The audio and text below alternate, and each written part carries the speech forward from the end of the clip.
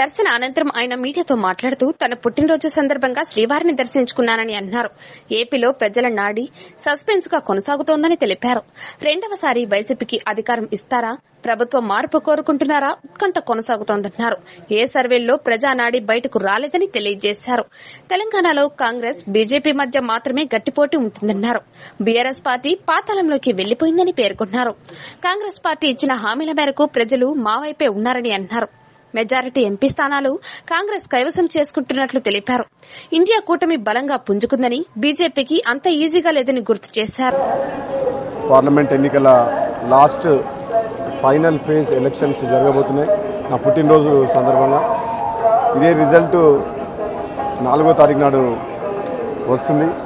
దేశ ప్రజల యొక్క భవిష్యత్తుని నిర్ణయించే ఎన్నిక దేశ ప్రజలందరూ, ముఖ్యంగా ఆంధ్రప్రదేశ్ రాష్ట్ర ప్రజలు రెండవసారి ఇక్కడ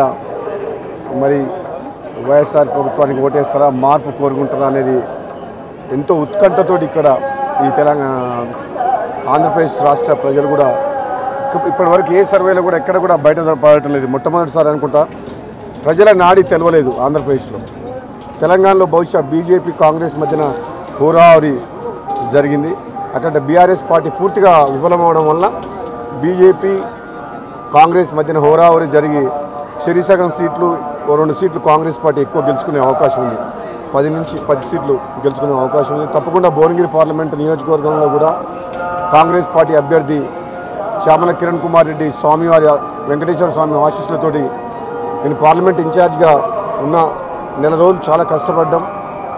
కాంగ్రెస్ పార్టీ ప్రభుత్వం ఇచ్చిన హామీల మేరకు తప్పకుండా ప్రజల్లో న్యాయం జరుగుతుందని చెప్పి ఈ మధ్యనే తెలంగాణ రాష్ట్రంలో కాంగ్రెస్ పార్టీ ప్రభుత్వం ఏర్పడ్డది. కాబట్టి తప్పకుండా మా మీద నమ్మకంతో మరోసారి ప్రజలు ఆశీర్వదించి మళ్ళీ కాంగ్రెస్ పార్టీ అభ్యర్థి కిరణ్ కుమార్ రెడ్డిని కూడా గెలిపించి అదేవిధంగా మెజారిటీ పార్లమెంట్ స్థానాలు కాంగ్రెస్ పార్టీకి తెలంగాణ